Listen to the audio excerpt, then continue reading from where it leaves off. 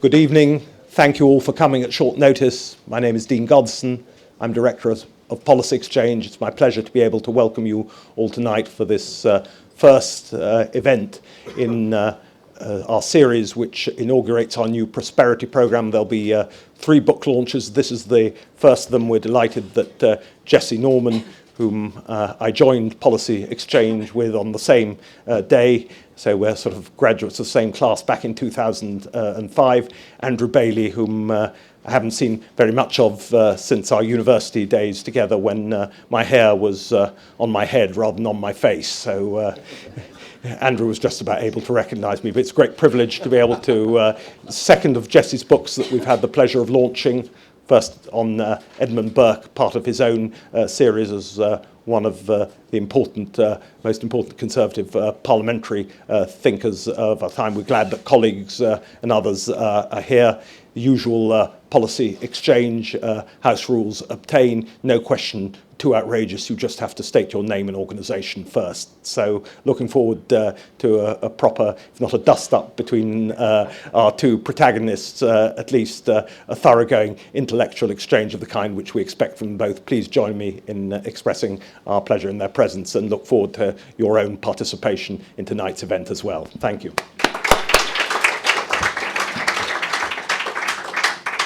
Well, thank you very much indeed, Dean, and thank you, ladies and gentlemen, for coming along today. We thought the format, the preferred format might be for me to say a few words just of sufficient idiocy or provocative power to get you all going, and then Andrew and I talk for a bit, and then perhaps we'd open it up and you can hit us with whatever you've got. By the way, I hope at least as much to the head of the FCA as to the author of this book. And now I will be skinned alive by Marek, our magnificent bookseller, if I don't say at once that there is a book for sale at the back of this hall, and actually no one can buy this book before you can, ladies and gentlemen, if you buy it today, and I would be delighted to sign a copy at the end, if that would please you as well.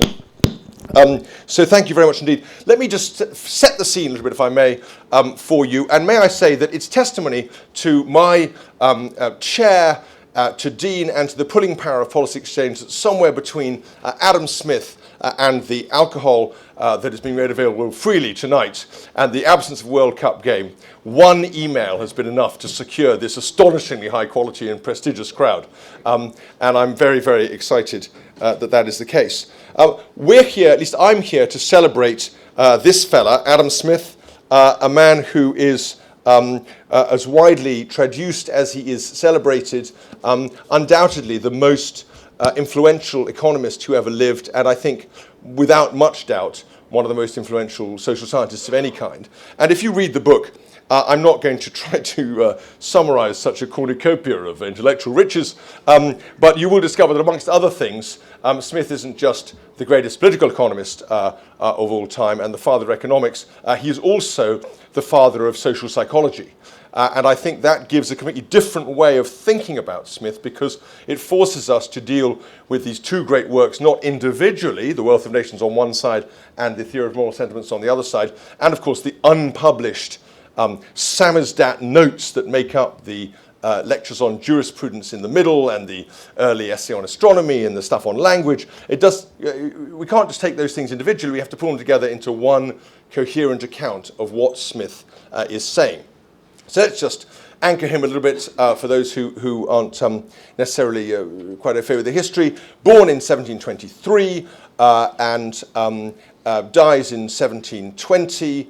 Born in Kirkcaldy, a port that had been flourishing but was starting to fall on hard times as the axis of power in Scottish trade moves from the east and the Baltic towards the west and the tobacco routes out towards the Americas. And then Smith grows up, goes to Glasgow University, and then goes to Balliol College, Oxford, which he cordially despises.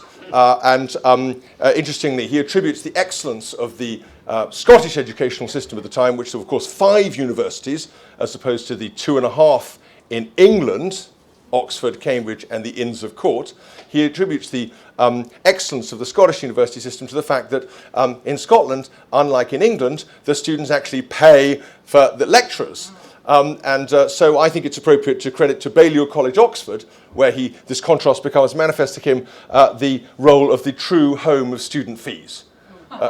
Ladies and gentlemen, which anyone who knows that college will understand the perfect poignancy of that identification. So he goes to Balliol, he comes out of Balliol, and then comes home, and nothing much happens for a few years, and then he gives a series of lectures, goes back to Glasgow as a professor, switches professorship, stays at Glasgow, goes on a great tour for 3 years with 2.5 years with the Duke of Buccleuch, his patron, and then comes back and stays in Scotland for the rest of his life, or in England from time to time as well. The Theory of Moral Sentiments dated 1759, The Wealth of Nations dated 1776, a great year, as you may recall, for literature, if not for colonial relations, since Gibbon's Decline and Fall has also published the first volume in that year, and then lives in great splendour and intellectual splendour, not personal splendour, in the Canongate in Edinburgh until 1790, and leaves a legacy that is not much celebrated except by a few cognoscenti at the time, but then becomes one of everlasting glory as people start to absorb what he says. So let me just focus on a couple of things about Smith, and in particular the Smithian idea of economics and the Smithian idea of trade, and then talk a little bit about crony capitalism, i.e. default ways in which the system that Smith is talking about can go wrong, and then I'm going to sit down and we'll start a wider conversation. So there is a view of Smith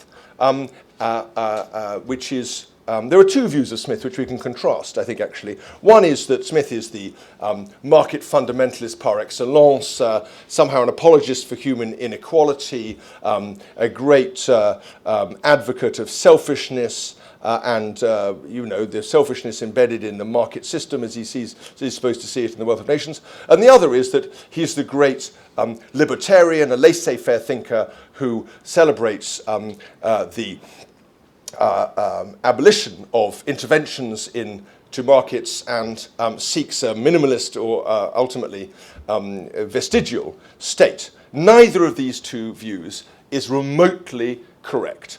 And if you believe either of those two views, then I can say with absolute certainty that nothing you think about Smith is true. Smith is a vastly more subtle and interesting figure than that.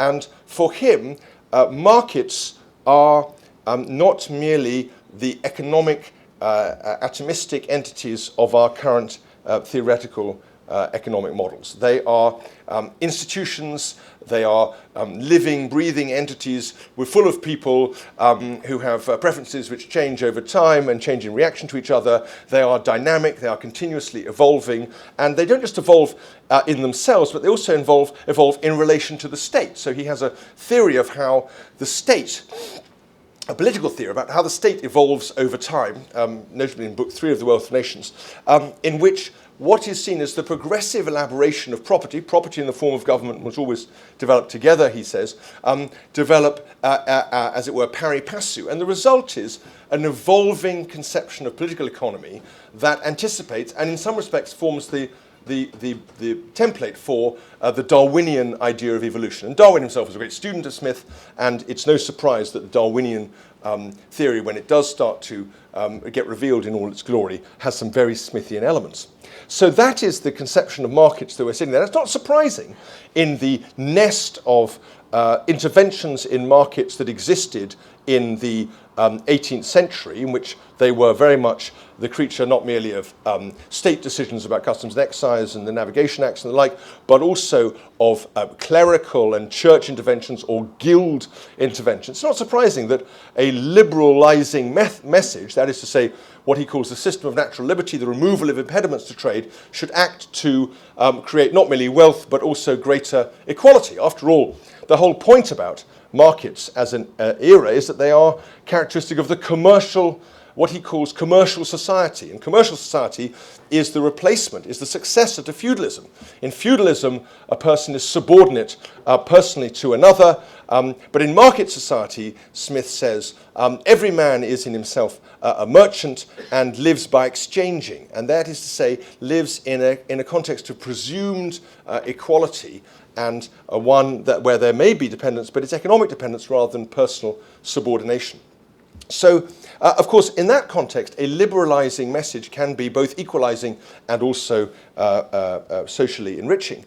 But what is so interesting is, therefore, to reflect now in an era of the 20th century and 21st century on what the relationship between states and markets might be. And as we can discuss in the Q&A, Smith's theory of the state is vastly more sophisticated, both in terms of its functions and in terms of the things he's prepared to contemplate as state interventions than we give him credit for.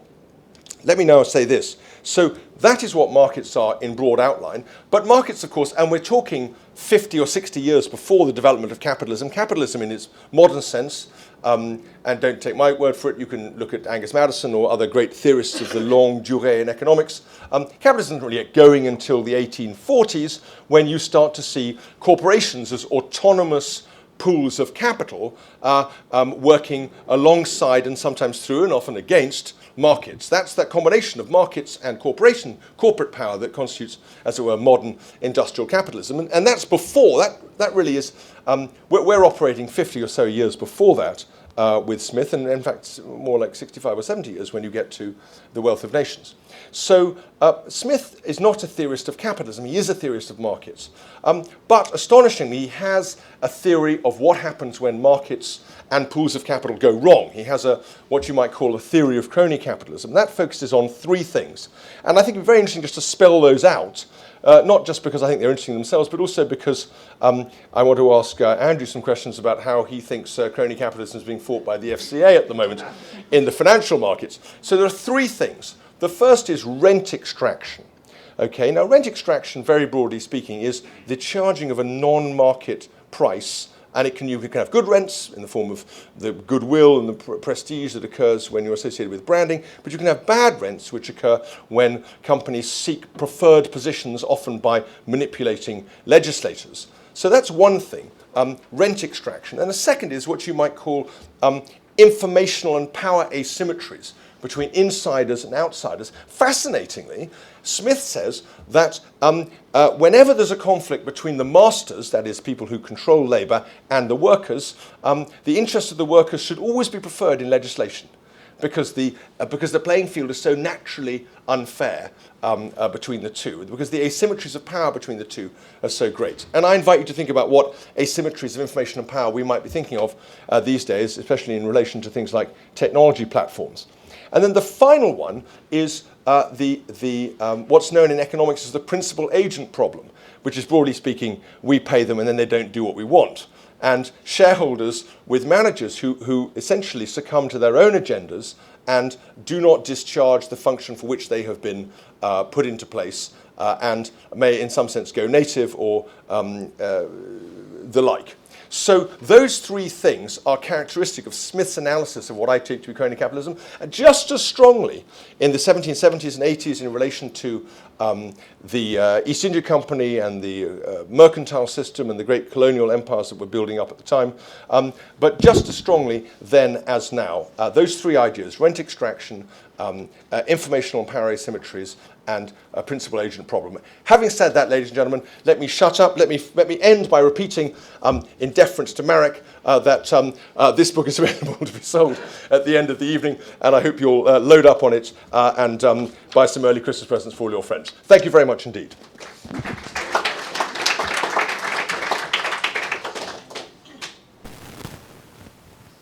So, how are we going to do this? However you want. You can ask a few questions. I'll ask you.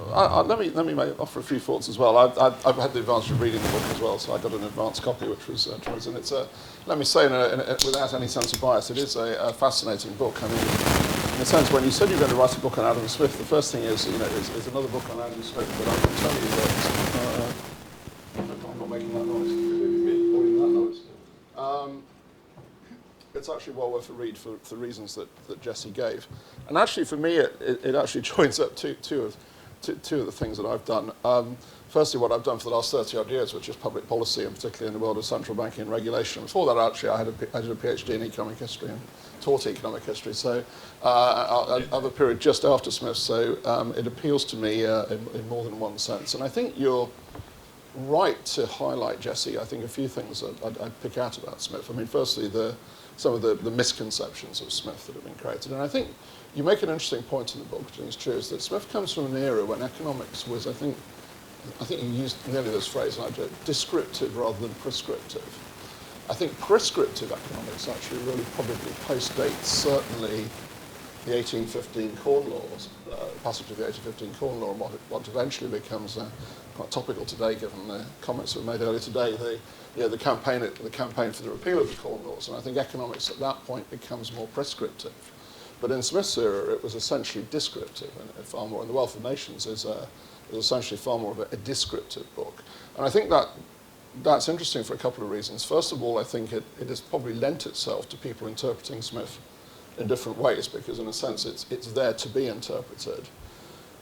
Secondly, I think it's led to a whole industry of trying to, in a sense, tie together Smith's, as you said, Smith's two large books, large contributions, The Theory of Moral Sentiments and The Wealth of Nations, and people puzzling over this. And one of the things that I found fascinating about the book was that you actually do this, I think, in a way that I'm not sure has been done before, because I'm not familiar with all the books written on Smith, which is to draw on the lectures on jurisprudence, which many people, I mean, it's often said he would have written a third book had he, at the time, which was on jurisprudence. He left the lectures, as Jesse said, there is some other material he left, but in fact he ordered most of his papers to be burnt at the point of his death. 18 thin. What does he say? 18 thin portfolio. 18 thin. A few things survived, including the lectures on jurisprudence, or was it a transcript of the lectures on jurisprudence? Students' notes. Students' notes. Two right. separate sets of student notes. And as you say, this really ties it together because, in a sense, if you interpret the Wealth of Nations wrongly, as Jesse says, as what it isn't, but as a sort of a panacea or sort of an advocacy of unadulterated free markets, and then you try to sort of link that to the Theory of Moral Sentiments, which is a book about morality. You sort of puzzle about how to tie these two together. It isn't difficult, as Jesse says, and this is what we'll come on to. Theory of jurisprudence helps because, as you say in the book, that's how he sort of brings the state in. And it's easier to bring the state in the sense of the state's role in the legal system, and particularly in the legal system of the 18th century, and what you, I think, rightly describe as pre-industrial commercial society. I would argue, and if I was to sort of challenge you a bit on it, I think he is more pre-industrial than you perhaps occasionally in the book give him credit for, in the sense that in setting out and describing the division of labour, the thing that we put on the back of the £20 note with Adam Smith on the pin factory, he sets out, as you say rightly in the book, how exchange takes place in the economy, how productivity therefore increases through the labour value of exchange, how trade happens and how consumption happens. And that's a description in the sense of a system which was changed in the 18th century. The increase in productivity in the 18th century, in a sense, is the precursor that allows industrialisation to happen. But as you say, he's pre-capitalist, no doubt about that. But what he does, and I think this is the sort of the pulling together of the whole thing, is that as well as, in a sense, a sort of a describing of a commercial society, he clearly founds that commercial society on morals, on moral values, on ethics, if you like, and on a role for government and the state. And this is what he challenged about linking Smith to today, and I think what would be very good to talk about, because in Smith, it seems to me, there is a very strong articulation of the public interest. He sets it out quite clearly. I think you produced this quote from The Wealth of Nations. It's also, I think, a quote that Deirdre McCloskey has used in setting out that evolution of commercial society, in saying there will be times when private and public interests clash, and they have to be managed. And Smith, it seems to me, founds, therefore, that view that private interests have to, in a sense, operate within the public interest, within moral values in society, and that's how you tie his two great works together. Yes, well, that's very, very interesting. Let me just make a couple of comments on that. So the first comment I would make is, of course, when you see things, can everyone hear okay? With this, great. When you see things not in terms of capitalism, but in terms of commercial society, actually, I think you get a completely different feel for it in a way that's quite interesting. So it's hard to think of capitalism as anything other than an economic, as it were, system or set of circumstances. Whereas commercial society pushes you where he wants you to go, which is to thinking about property and property-based market relations as intrinsically the stuff of human society as mediated through the state. And so you are having, when property rights change, which they do through the elaboration of the common law and through statutes, you're automatically in a world of political economy. And so it therefore becomes a mistake in the 19th century, I mean, for perfectly understandable reasons, to isolate the economy as an entity, independent of politics, and to analyze it independently of, as it were, other considerations. And you get lots of benefits from it because you're making simplifying assumptions which allow you to model certain outcomes, and that's where all the benefits of good economics comes. But you're actually doing violence to the nature of what's really going on. What really matters is commercial society rather than capitalism. So it's a social thing. Then the second thing that comes out of that is commercial society for Smith has a built-in legitimacy to it because it's a society. It's intended, and it's by design, to the extent it has any design, by evolved, as it were, purpose, it benefits everyone. That is the test of the legitimacy of commercial society. Capitalism doesn't have a test associated with its legitimacy. It just exists in some sense. So by anchoring it in society, by anchoring market act transactions in society, we automatically realize what's gone wrong when some people are left out of doing well economically or persistently fail to be helped by the commercial society of which they're part. I think that's quite a helpful 20th century development. And ultimately, it's going to be the state, alongside individual economic actors, which is responsible for maintaining the legitimacy of the whole thing. And I think that, again, is quite an important reorientation. The second thing is, I think you're right to describe The Wealth of Nations as descriptive in the first 2 or 3 books. By the time you get to the end of The Wealth of Nations, a lot of its purpose as a policy tract has started to come out, and it isn't really surprising that Smith refers to it. There's a famous moment you may recall when David Hume dies and Smith writes a beautiful letter to Strahan, which is basically an elegy for Hume. And I might read a bit of it later on if you don't know. It is absolutely marvellous. And of course it is instantly regarded as a thoroughly provocative attack on established religion in praise of a dreadful atheist. And the roof falls in, and Smith is massively denounced by these great establishment figures. And he says in a letter, he said, I had no idea that a few harmless sheets I'd written on the death of Mr. Hume would bring me more trouble than my very violent attack on the entire commercial society system of Great Britain, mercantile system of Great Britain. And so it is an attack, and there is a big, punchy, as it were, prescriptive message sitting in there. And what is interesting, if you go back, and others have looked at this much more than I can do in the book, but the 18th century is absolutely a time when people have noticed that decisions you make in Parliament can affect economic well-being. And you get an enormous array. There are probably 5,000 acts of Parliament in the first 3 quarters of the 18th century of an economic nature, trying to make change. And often it's, build this bridge, or don't build this bridge, or, enfranchise these rights. A lot of it's about, as it were, individual people petitioning the Parliament to do things for them. But that, plus an understanding of the way in which numbers are starting to become definitional of economic activity, means the 18th century really does start to be much more recognisable in our terms as a place where commercial exchange takes place, but also policy exchange takes place. And what a better place could we have to celebrate policy exchange than this room? So those are my 2 comments on what you said. I think the interesting thing for me, bringing it up to the sort of experience of recent years, is I think Smith had this sort of view on morality and public interest with Smith. Although he set out, as I said, and you say, a view on the role of the state, I think that for Smith, this question about how the public interest and, how, as you say, respect for property rights is enshrined. It is an expectation that it was, in a sense, present in all members of society. There's an obligation, if you like, that runs through society. The reason I think that's relevant to today, and to the, as you draw on in the book, Jesse, the financial crisis, is that I think we arrived at a period, in the sort of, if you like, at the sort of the outbreak of the financial crisis, where, if you like, almost sort of norms in society, and particularly in finance, had moved towards over a period, I think, of at least probably 20 or 30 years. I'm happy to come on to explain why I think that in a moment. An expectation that there was a far more sort of, if you're in the private sector, you let it rip sort of thing, and there's a role for the state and regulators, but it's much diminished, and this is the sort of the so-called light touch regulation era. And that's quite different, and Adam Smith is, in a sense, is prayed in aid. And that's actually, I think, quite different from what Smith himself actually sets out.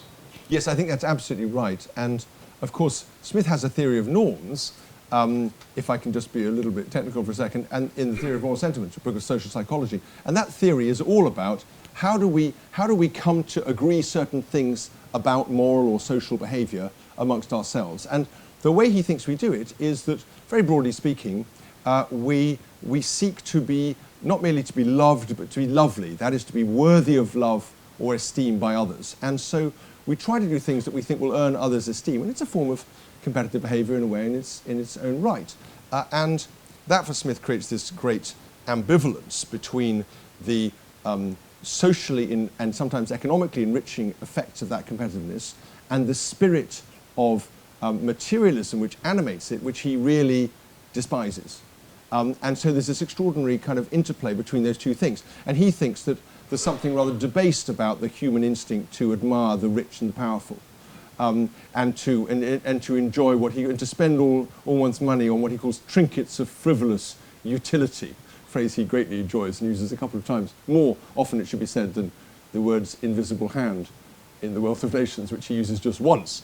If next time someone says that Smith's got a theory of the invisible hand, you tell them he's got a theory of trinkets of what does he say? Something utility, you'll be more accurate. So there was a normative understanding of what was expected inside a market, was something that went alongside the market because it mediated what transactions were made, what trust existed inside it, how it was viewed by others, and how it was viewed by the state. And the state might cut a market some slack from a belief that it was a fundamentally law-abiding and honourable thing. Now, if that ever existed in the City of London in the pre-1980s, it certainly didn't exist after that, because it turned out that new norms emerged, which, broadly speaking, became fill your boots. And let me just give you a classic moment in human history when we can date this, which is the moment where the partners of Goldman Sachs decide they're going to go public.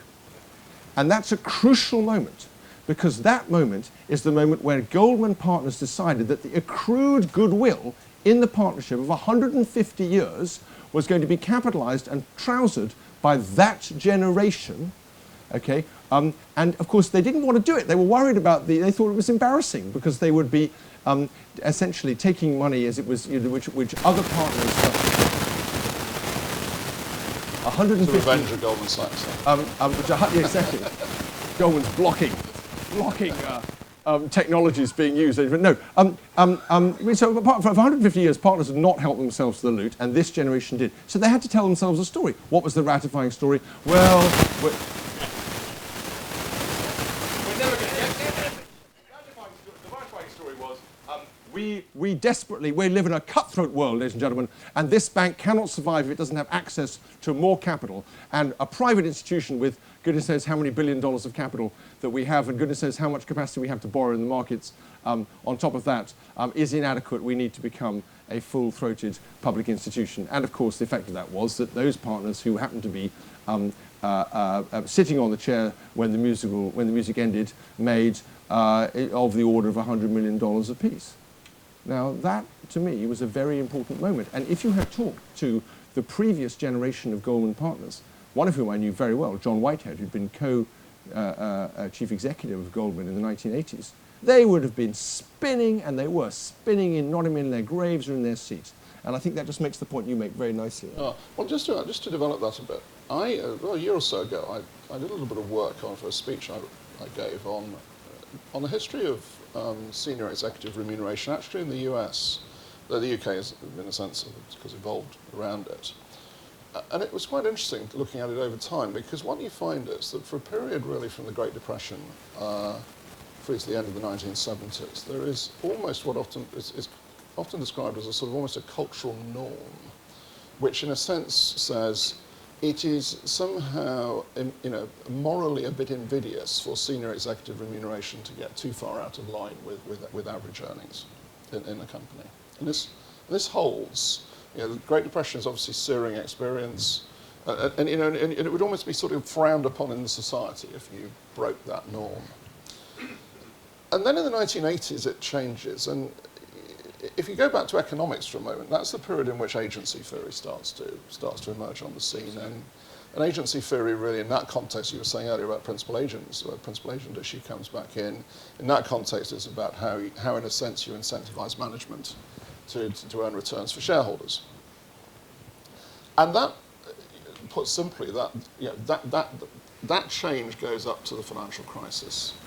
But it's quite interesting because in there, actually slightly before the 1980s, so 1974, I think it is, Milton Friedman wrote an article in the New York Times. And it's a very polemical article in many ways, because it's a Cold War article, but it's all about what are the duties of a corporation, and they are to, in its states, quite frankly, the duties of a corporation to maximise the returns to the owners. However, and Friedman is obviously, this article is often quoted as the sort of, in a sense, the sort of standard statement of agency theory in that sense. However, if you go back and read it, he actually says something slightly more than that in a slightly Smithian way. He says, it's to maximise returns to shareholders subject to the ethical standards of the day. Yes. Now, the interesting thing is that the second part of that statement is almost completely forgotten. You will find it very hard to any of the sort of the quotes that bring Friedman back into the story miss the second part out. The second part is quite Smithian, I would say. The challenge, I think, is what do you make of it? And I think the challenge, and I find this as a regulator, I'm looking back over the last 20, 30 years, I think the big challenge is those ethical standards in society do change over time. What drives them to change, other than having crises, is an interesting question. And as you rightly say in the book, how we bring that element of Smith back in, because there's no doubt that you can draw on Smith for this, and therefore what the role of, say, not only through regulators, but also through, in a sense, self-regulation. Yes. In that sense. How you bring back in this sort of ethical standards element is a very big question. Yes, I totally agree. And we should open up the thing to friends and colleagues across the room to speak. But how you demarcate a space of, as it were, things that are not done, although they're not contrary to law. I mean, that's the space of social norms, in a way, and that's the space that's come under so much pressure. And of course, the idea that society was being overtaken by commercial drivers or instincts is absolutely not unusual. I mean, it goes back to ancient times, and it's very powerful in the 18th century. But, and in part of Smith's genius is to see that it's the other side of an argument, and actually one can make an argument for commercial society, even if one's worried about these corrupting effects. But keeping those two sides in balance is absolutely of the essence. That's absolutely right. Okay, so ladies and gentlemen, shall we open it up to you if you've got questions? Do we have a roving mic? Excellent, we have a roving mic. Splendid. Okay, we're going to go where you go, roving mic. Why don't we go here? Hi. The two sides of the new right are the economically liberal side with Adam Smith and his idea that business knows best, and then the socially conservative side. Last week, the Foreign Secretary offered some advice to business that seemed to typify the clash between those two elements within the new right. where he sort of seemed to assert the sort of essentially the neo-nationalist, socially conservative side over the economically liberal business knows best side. Where do you think Smith would come down in that debate? What advice would he offer business? When I was teaching and someone asked me an impossible question in a philosophy lecture, I'd always say, "Thank you so much for your intervention," and then move on immediately to the next question. Listen, it's a parlour game to say how would Smith react to X and Y, and of course part of the genius of Smith is that he makes an argument for the commercial effectiveness of markets at the same time as being extremely rude about the pathology of businesses that you sometimes see with what I've described as crony capitalism.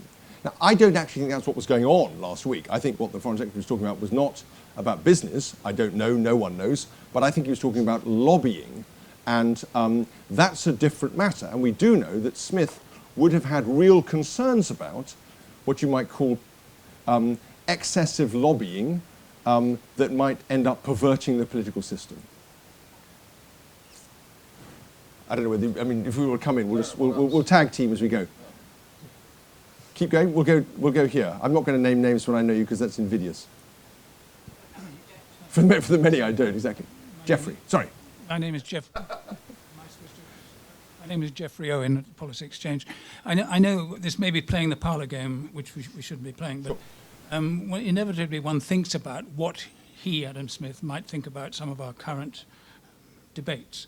Now, many people think, and not only on the left, that after around 1980, the capitalist system, especially in the UK and the US, got distorted into some people call neoliberalism, market fundamentalism, over-domination of finance, inequality, all that stuff. And this is sometimes contrasted with the system that existed. Make sure everyone can hear you, Jeffrey, yeah. Sorry? Make sure everyone can hear you. This is sometimes contrasted with the system that prevailed in the 50s and 60s, when finance was much less strong, unions were stronger, there wasn't the same degree of capital movements all over the world, and so on and so on. So there were this is what some people say, two different approaches to capitalism. Which one would he have preferred? Right. Do you want to have a shot at that, Andrew, or shall I?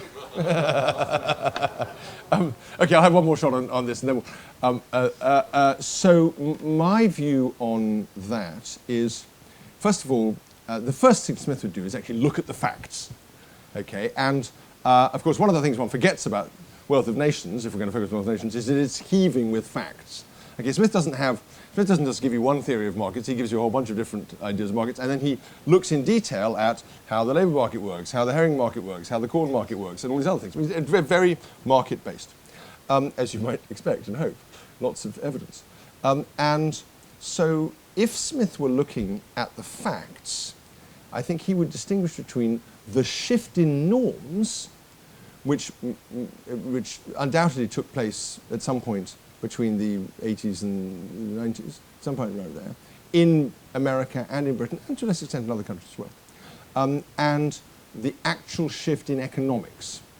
So the classic line that's often peddled, and you find it a lot on the left, is, well, of course, Mrs. Thatcher was responsible for the crisis of 2008 because, you know, it was that liberalisation that caused it. And of course, that is trite. We can be perfectly clear why the crisis of 2008 caused. It was because bank leverage, which had been 20 times for 40 years, between 1960 and 2000, went up to 50 times in 7 years. That's a perfectly clear. So when you had, as the Banking Commission found, so when you touch the capital structure of a bank that's leveraged 50 times, it falls over. And I'm pleased to say we're now moving, thanks in large part to the fellow to my right, to a more prudential and, as it were, maxim-based view. And if you want to talk about that, Andrew, we're really interested to hear your views, because I may well be wrong, and I'd love to hear your views. But let me just say one other thing.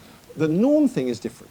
And there you have to argue the question, was the shift in norms the proper rediscovery of the natural commercial instincts, what Smith calls the instinct to truck, barter, and exchange, or was it somehow, as it were, a rebarbative explosion of commercializing spirit? And my view is actually that Smith would have regarded it as, in large measure, a correction, which might have got out of hand from time to time, as it did with the collapse of the air bank in 1772.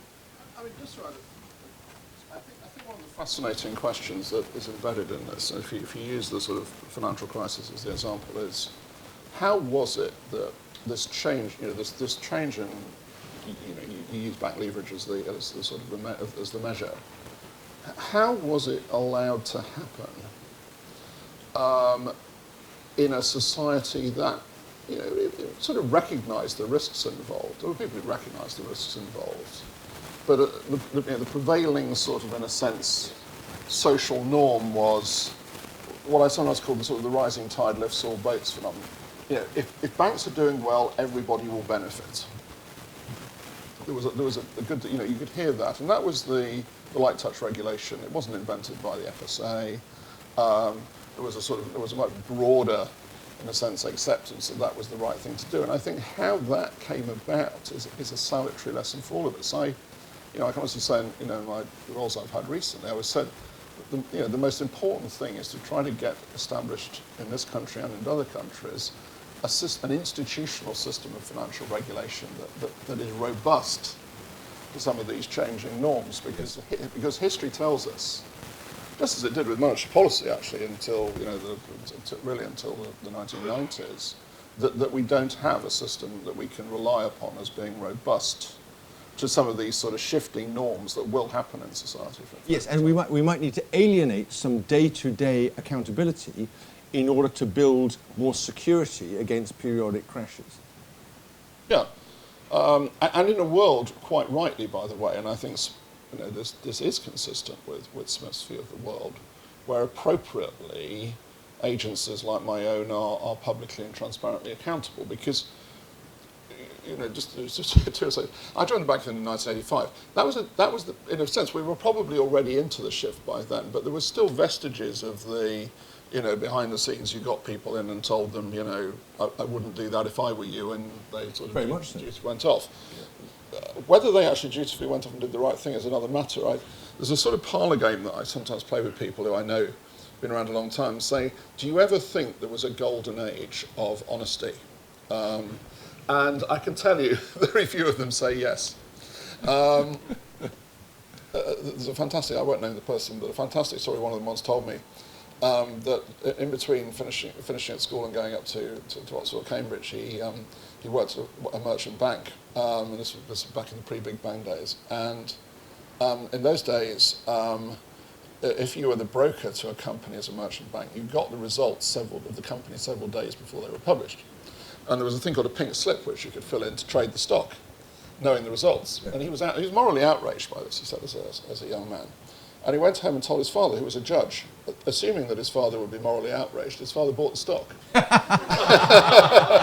Well, there were no insider trading laws at the time. There was no insider front running was an established norm. Absolutely right. So that's the one caveat to this that we do always have to bear in mind. Was there ever a golden age?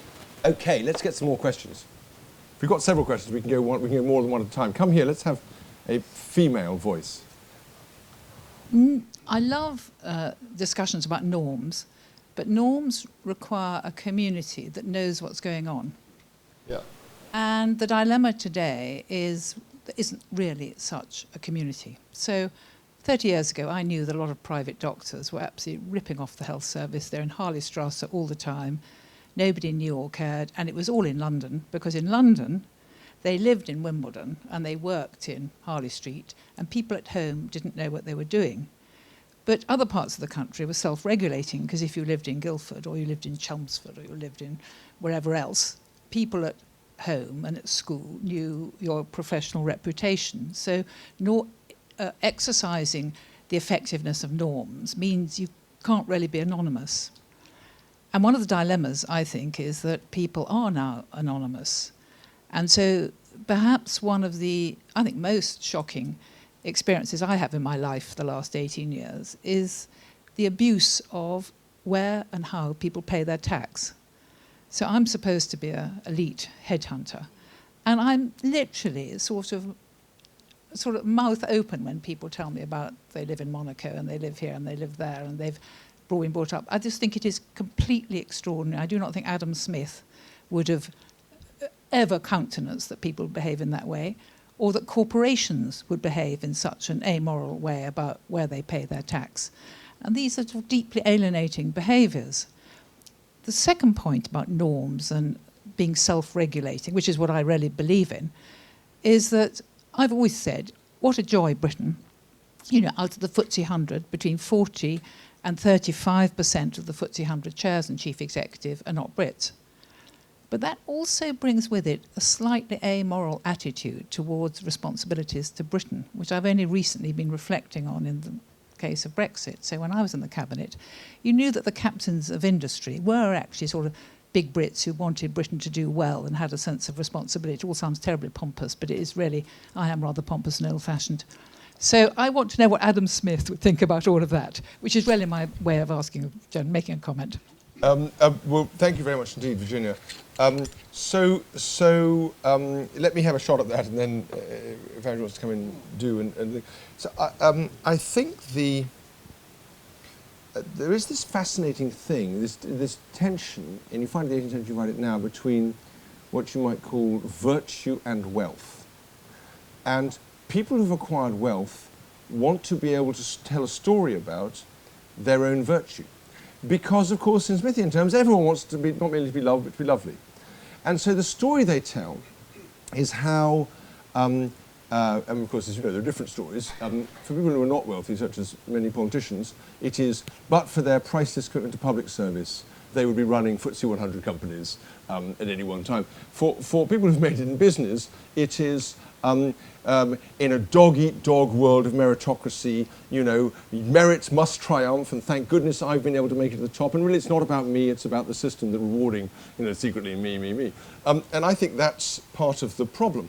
The idea that there's no feedback mechanism between misbehaviour and communal condemnation is unbelievable. It's obviously absolutely crucially Smithian.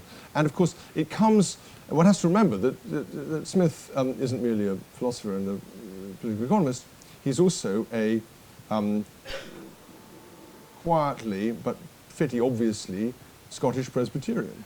He's got a very, very clear sense of what ethical behaviour looks like, and his theory of norms does, as it were, rely on there being enough feedback to reinforce a positive norm.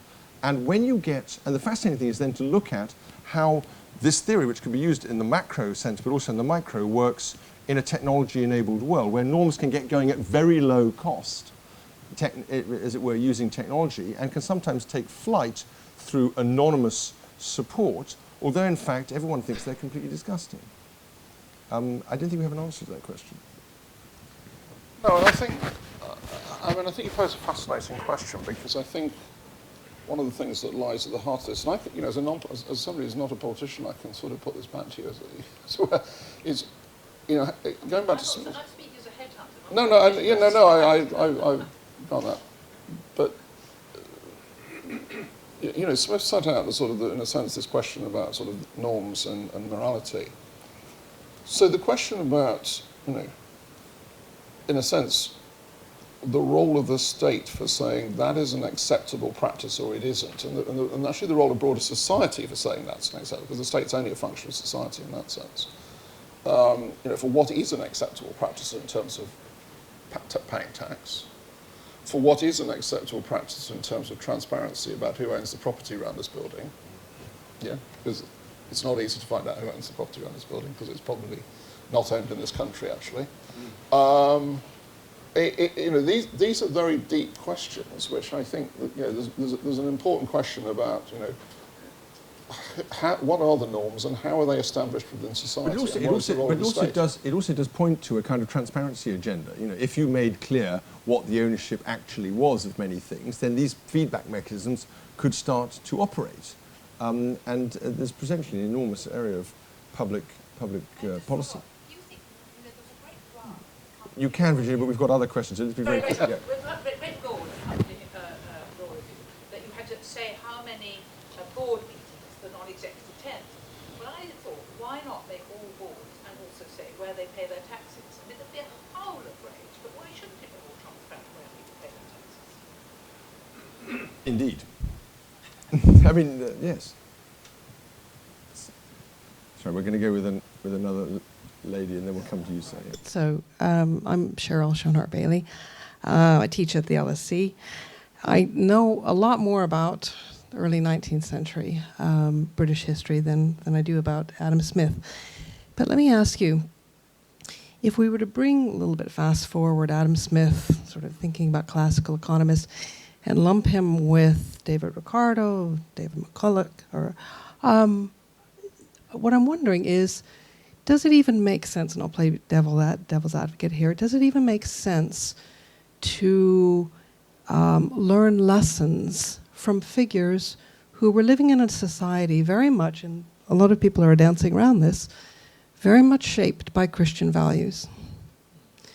And even up till recently, as Andrew describes, those values have shaped decisions in economics, in economic decision making. So if we think even about, which is very topical now, Brexit and repeal of the Corn Laws, Peel's decision was very much couched in Christian values. And to ignore those and to think about lessons from repeal or lessons from Adam Smith, are we actually distancing ourselves from the context which very fundamentally shaped both philosophers, politicians, voters, all of society? And I'll just add to this, if we think about the norms of behavior now, are we substituting, to say this provocatively, are we substituting other norms like transparency and accountability? So we're using these as a substitute for, say, an agreed upon societal norm of Christian values. We're saying, okay, we'll make the behavior transparent, we'll make them accountable, but then what is the code by which we judge that behavior, that economic behavior? Okay, so that's an incredibly interesting question. We've got a lot of other questions, so let me just be relatively quick, and we'll keep moving on if we can. So I don't read, although I think Smith is a Presbyterian and not, as it was sometimes thought, including by Boswell, who broke off relationships with him on this basis. He was not an atheist. He is a Presbyterian of a rather unusual kind. The way in which he sets up his system, the way in which he sets up the theory of moral sentiments and the wealth of nations, does not appeal to any religious premise. Okay, it does not make an assumption about people being God-fearing Christians in order to be able to get the system going. It's not, in that sense, religiously mediated piece of work. It stands on an, as it were, a religiously neutral or value, in that sense, neutral thing. Its whole point is to show how out of human interactions you get values. You get values because we want to be, as it were, lovely in each other's eyes. That creates norms over time. Those norms then become compelling. They create value for other people. That's why, that's what the origins of morality and the way he sees it. Now, and of course, in a way, that's precisely what makes Smith not a classical economist. Because the classical economists are very much moving towards the idea of interest as being the only behavioural the only motivator, rather than all of these much wider spectrum of emotional interactions that Smith has. But I think there's a wider point which you raise rightly, which is, can society get going normatively without religion? To which the answer is, of course. I mean, it seems to me it can. I'm not sure Smith thinks ultimately it can, but there's certainly reasons to be optimistic. I mean, let me give you an example. Think about norms about the treatment of disabled people now versus 30 years ago. Okay? By definition, given the way in which morality is ceasing to be shaped by religion, it's hard to regard those as it were, the result of religion. They're a result of a series of evolved social decisions that we're not going to treat people in that situation in that way, and that we actually regard some of the behaviour of 30, 40, 50 years ago as morally disgusting.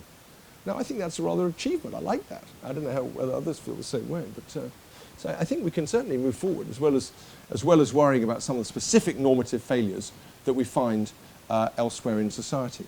I think if I just answer that, and I should of course declare an interest, I'm married to the questioner, so I should confess, but well, not confess, actually praise. I think Smith was trying to move on. Rejoice. Rejoice. Rejoice, the right verb. I think Smith was, in framing commercial society, I think Smith was trying to move on from a narrow, narrowly what you might call sort of medieval or feudal view of Christianity in economic society. It was very clear. I think, interestingly, I think if you look at Catholicism, I think it then had to sort of, about 100 years after Smith, it had to start to try to catch up with what had happened.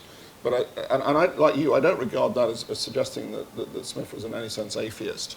But he was, I think, deliberately changing the framework of commercial society to, in a sense, allow the role of property rights, the role of the state to come in that sense. There's a very deep rhetorical shift. And that was very deliberate, I suspect. Okay, so you've been very forbearing, thank you. And then I think we must go to the back of the room where poor folks have been languishing. Sir.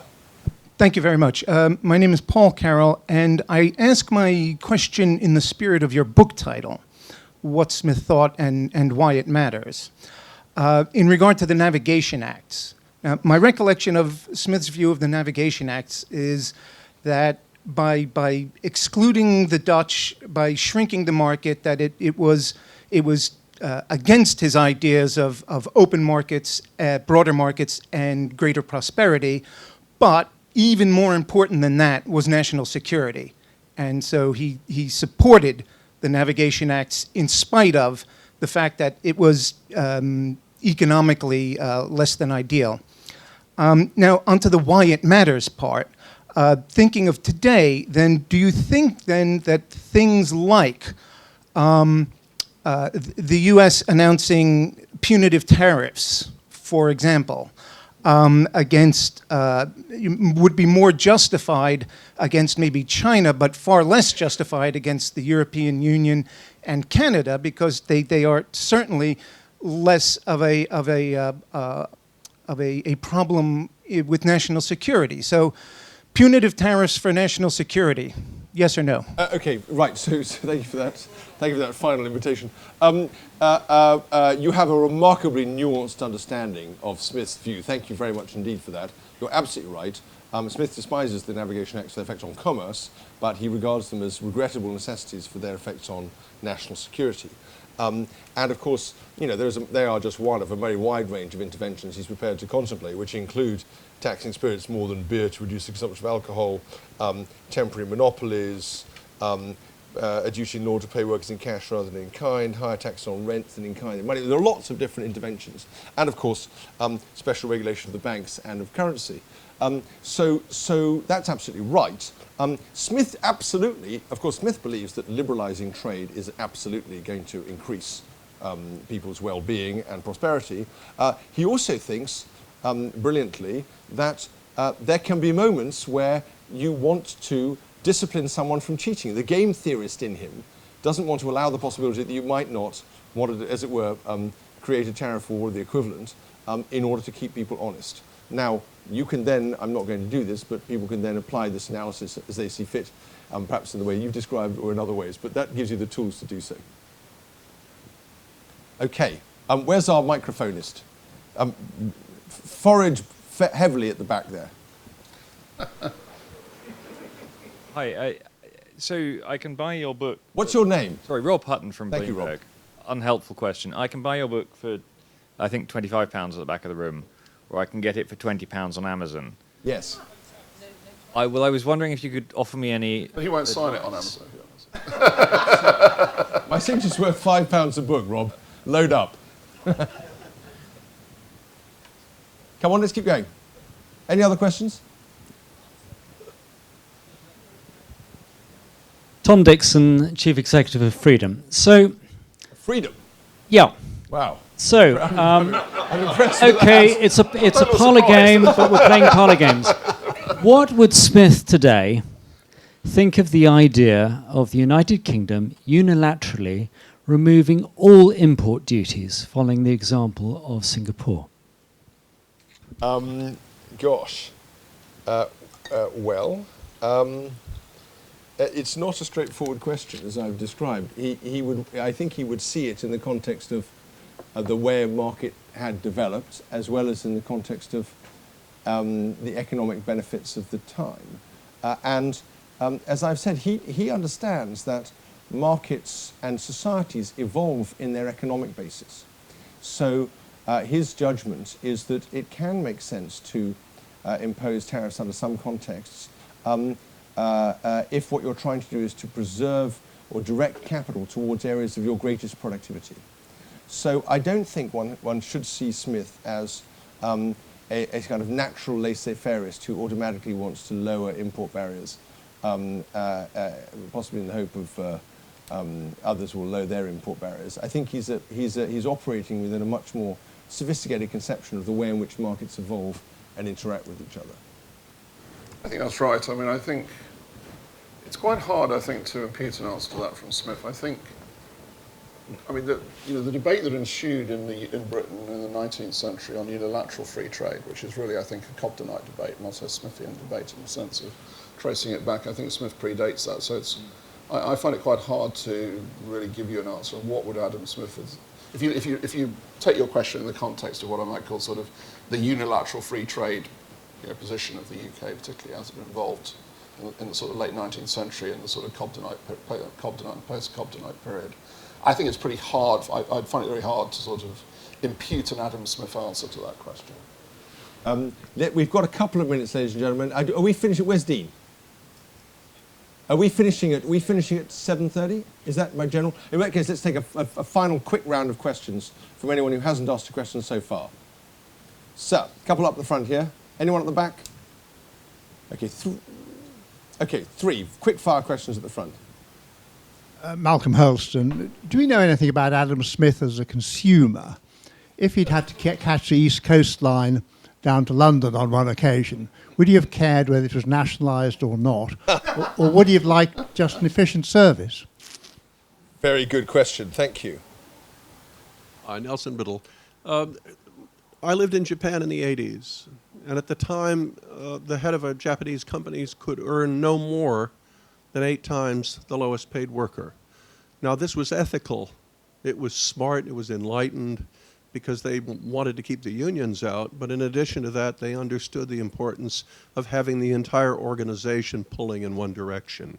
How can we accomplish that today when so many are motivated by greed and if you will, separating themselves from so many others in society in their drive to collect as much cash as they possibly can? How can we do that among business leaders and also politicians? Belcher of a second question. Finally. You say, well, so how Darwinian was Smith, and how much did Darwin draw from Smith's ideas? Okay. Adam Smith as consumer. Fascinating question. There's a marvellous moment when Smith is the commissioner of customs for all of Scotland towards the end of his life, and he writes in a letter, he says, I got up today, I realised that almost every item of personal clothing I had breached our rules on imports and was therefore probably smuggled. I burnt, he means his cravats, all his cravats and neckwear, I burnt them immediately. Because he realised he couldn't be a commissioner. And so he certainly does things, and of course, he makes this foundational move of saying, the purpose of production is to support consumption. That's an incredibly important kind of shift in the way in which economics thinks of itself and thinks of people that then become consumers. I don't think he has an idea of a consumer in the sense that we think of it, because he thinks of people as exchanging for use rather than merely consuming. But of course, it is consumer markets that work in the most Smithian way, so-called haircuts and hamburger markets. On the question about Japanese pay, of course, the fascinating question that raises is whether or not we might achieve greater economic benefit by a culture that was more norms mediated and less economic incentives mediated. That's the really interesting question that I take about it. And of course, the shift to long-term investment or incentive schemes, or LTIPs and the like, which was originally an attempt to align the interests of management with shareholders in the name of conquering the principal agent problem, has proved to be one of the biggest kind of free-for-alls in terms of the senior executives filling their boots around. Finally, how Darwinian was Smith? Well, of course, the story I tell about Smith is that he thinks of markets as evolving entities, not merely in their own right, but in relation to government. And of course, that makes it impossible to say in any accurate way that people have a set of preferences at a particular moment, because their preferences are socially mediated. They're constantly evolving in relation to each other and in relation to, as it were, people outside. The norms that characterize human behavior are themselves evolving, and because norms shape human behavior, they affect markets. So what you have is an interactive whole that is developing in this in a way that does bear some analogies to evolution. Now you get negative evolution, you get bad norms emerging, but over time, and sometimes you get markets that are all about rip-offs and that don't, as it were, have the economic and equalizing benefits that Smith accepts. But overall, the system does appear to have those characteristics. And what's fascinating is you can give game theoretic analyses of social equilibria in just the same kind of way that you can give game theoretic analysis of economic equilibria, which suggests that there's a deeper underlying unity. And of course, we do know that Darwin read Smith pretty religiously in the 1820s, and so it doesn't seem impossible that he could have taken some of those ideas from Smith. I just want on one point, which I think just raised an absolutely critical point here about the distinction between norms and incentives. So as a regulator with objectives set by Parliament, I find it straightforward to operate on incentives which are compatible with my objectives. Norms are a very different thing. So if you play that out in the executive remuneration space, we are not regulators of pay levels. The Japanese point of incentive goes to that point exactly. What we have done, and this goes back to Jess's point about Goldman Sachs, is to say we want to use regulation of remuneration for senior bankers to reset incentives. And we do that in two ways, really, which goes to two results. One is to create what we'll spin in the game by requiring firm remuneration of firm to firm remuneration bonuses. The second one is, and it can be taken back if you're found to have, the misdeeds come to light subsequently. We call that malice. Every time I've been in front of the Treasury Select Committee and get a transcript back, it's called malice in the transcript, and I try to point out that many people may think we've got a policy of malice, but we actually haven't. But it's very important. Jesse's point is very important. This distinction between incentives and norms is very important. Let me just say one thing by nature of the description between incentives and norms, ladies and gentlemen, which is that when I used to sit on the Treasury Committee, Andrew Bailey would come into it, and on every occasion he had a strong incentive to do what every other person does who appears in front of the Treasury Committee, which is to shut up and stonewall. But I'm very pleased to say that Andrew's personal norms are about engaged, intelligent discussion and actually thinking about the problem and trying to help public policymakers think about the problems, and that's why it was always a pleasure to have him and occasionally to tempt him into indiscretion in the Treasury Committee, and I think you'll agree that we've seen some of those qualities on show tonight. Ladies and gentlemen, it's been a delight. Thank you so much. I can't finish without saying, please buy some books at the end, but thank you all for coming. It's been a delight.